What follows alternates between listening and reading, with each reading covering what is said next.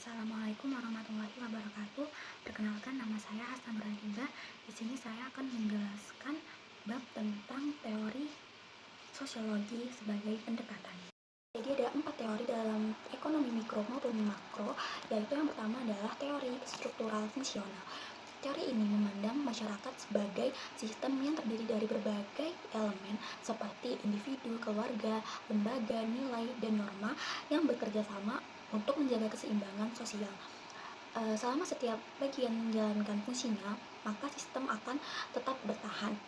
Contohnya, kemiskinan dianggap memiliki fungsi sosial seperti menyediakan tenaga kerja murah dan memperkuat solidaritas masyarakat.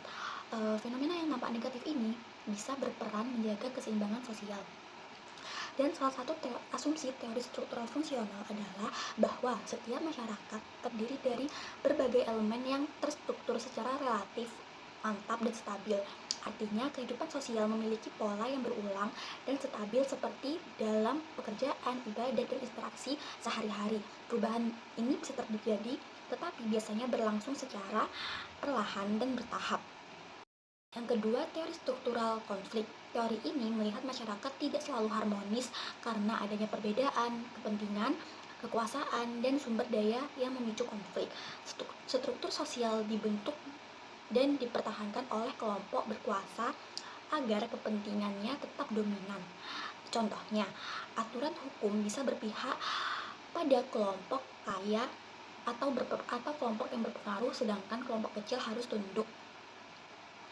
Salah satu asumsi teori struktural konflik adalah bahwa setiap masyarakat dalam setiap hal memperlihatkan pertikaian dan konflik sosial terdapat di mana-mana. Hal ini artinya konflik dianggap wajar dan bahkan penting dalam kehidupan sosial karena karena melalui konfliklah perubahan dapat terjadi.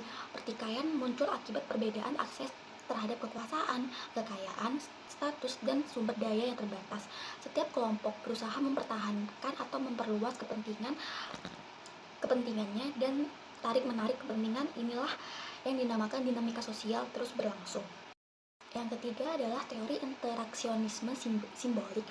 Artinya, teori ini memandang bahwa realitas sosial terbentuk melalui interaksi antar individu yang menggunakan simbol seperti bahasa, gerakan tubuh, pakaian, atau benda yang bermakna.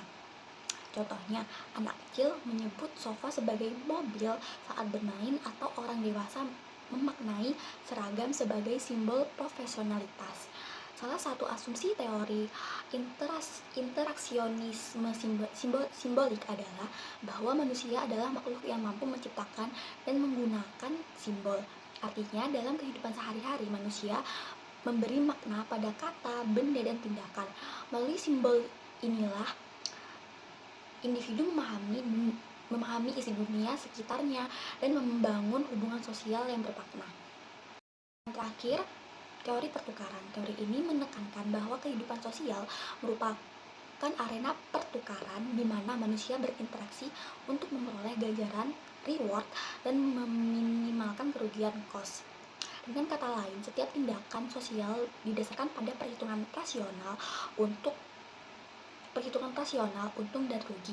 Contohnya, seseorang menjalin persahabatan karena merasa mendapat dukungan emosional atau keuntungan sosial. Jika hubungan itu mulai merugikan, interaksi biasanya dihentikan. Salah satu asumsi teori pertukaran adalah bahwa manusia adalah makhluk yang rasional. Dia memperhitungkan untung dan rugi. Artinya, manusia selalu menimbang setiap tindakan berdasarkan manfaat dan kerugian. Ia akan mengulangi perilaku yang memberi ganjaran terbesar dan menghindari perilaku yang menghasilkan kerugian. Cukup sekian penjelasan dari saya tentang teori sosiologi sebagai pendekatan. Terima kasih.